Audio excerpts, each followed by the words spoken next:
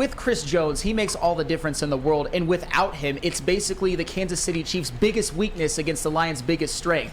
I expect David Montgomery and Jahmyr Gibbs to eat in this game, and for Jared Goff to have all day to throw back there. I know you still have to block George Karlaftis, who was very, very good last year. He was. But he's going to be going up against Penei Sewell or veteran Taylor Decker. Sure, so I'm confident in it. Sure, and it's basically like taking their two of their best defensive players from last year. Frank Clark is gone. Chris Jones is probably not going to play.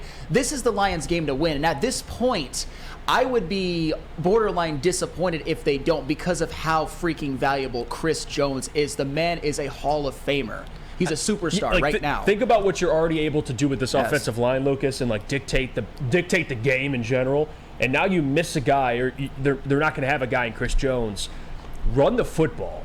Run the hell out of the football. Because without Frank Clark, who is up there in postseason sacks, I think he's number one.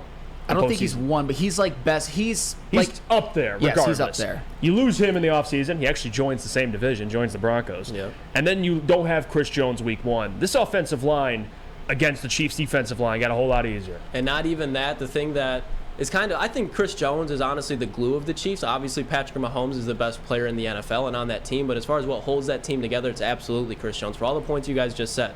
That defense, at this point, I would say it's a little bit below mid with Chris Jones as an overall unit. Now that you're subtracting Chris Jones, this is a bottom 5 defense week one. I'm sorry, but they're not going to be able to stop anything. They'll have Nick Bolton and Willie Gay. Yeah. Trent McDuffie, he's a second-year player that was hurt, but, like, who are you going to have cover Amon-Ra St. Brown? Okay, you do that. Who in the hell is going to be able to stop David Montgomery from getting 5 yards per carry?